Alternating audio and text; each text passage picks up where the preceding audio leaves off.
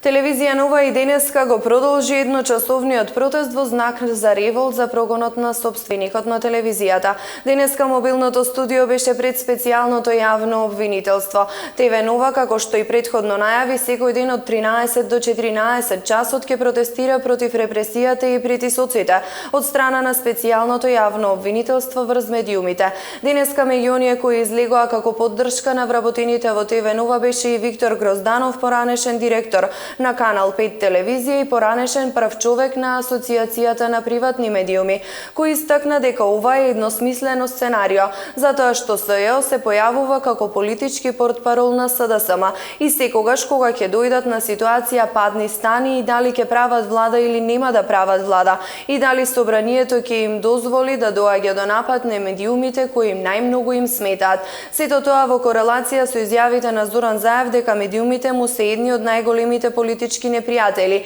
и не медиумски, туку политички непријатели. Нападот врз телевизија Нова е исклучиво за да ја згаснат телевизијата, затоа што се етаблираше на македонската новинарска сцена како медиум со искусни луѓе, кои што може да информираат малку поквалитетно од она што го прави нивниот главен конкурент, и станува збор за исклучително формативен канал, посочи Грозданов денеска на поддршката на вработените на телевизија Нова пред специјалното јавно обвинителство.